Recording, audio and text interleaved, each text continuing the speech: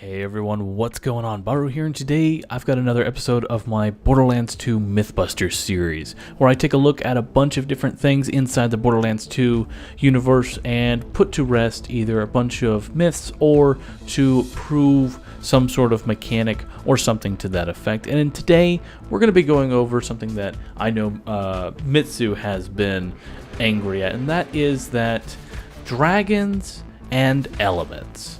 For those who are not aware, whenever you shoot one of the ancient dragons of destruction with an elemental gun and you put a damage over time effect on them, they will land with that and then they will clear it, making them completely immune to all other status effects, which means no slag, no corrode, no electrocute, no inflammable, no matter how high your elemental effect chance is.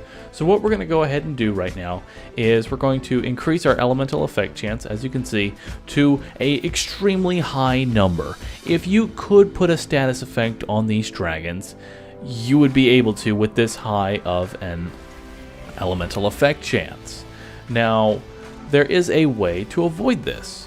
You can bring them down with explosive or non-elemental damage. But if you bring them down with any sort of element, then it will not have any effect, and they will become status immune. Now, why is this such a big deal?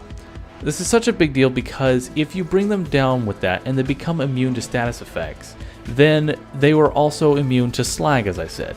And if they're immune to slag, it can be kind of difficult for teams to bring down these raid bosses.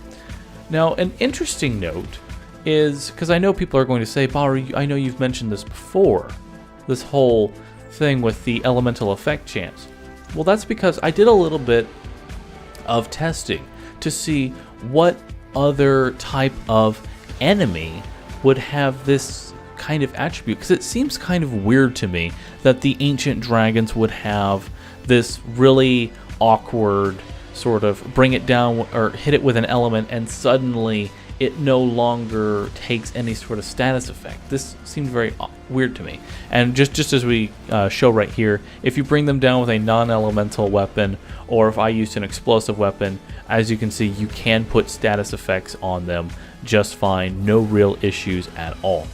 But anyway, getting back to what I was saying, I found it weird that these status effect things happened with the dragon, so I decided to look a little bit more into it, and what I found was the loot midgets have the same exact property as this. That's right, the dragons kind of act like loot midgets. That seemed a little weird to me, so what I did was I decided to get a character, and we're going to go to the wildlife preserve here, and we're going to take our character with the increased elemental effect chance. I'm going to slow it down here. We're going to open up the thing.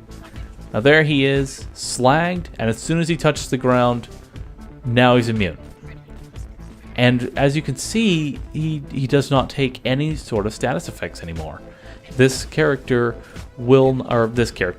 enemy is now completely status immune and will never wash that sort of thing off ever. This is kind of an issue, and I'm hoping that, well, at this point, I don't think Gearbox will be fixing these type of issues, but it is kind of interesting to see where some of these problems come from. And if we're going to corrode him, he's going to land, immediately wipes it off, and I'm going to try and slag him, nothing's going to happen. But anyway, guys, I hope you enjoyed this video, and remember that don't use elements, basically, is the key to this video. Use elements once the character, or I keep saying character, once the enemy has already landed, and you'll have a much easier time killing your enemies. I know some people have died to loot midgets because of this sort of glitch and don't really understand why it happens. But anyway, again, I hope you enjoyed the video. If you learned something, be sure to hit that like button. It definitely does support me in what I do. And if you would like any sort of mechanic or something you would like me to jump into or explain on Borderlands 1 or 2, then leave a comment down below and I'll look into it. Thank you for watching, and I'll see you in the next video.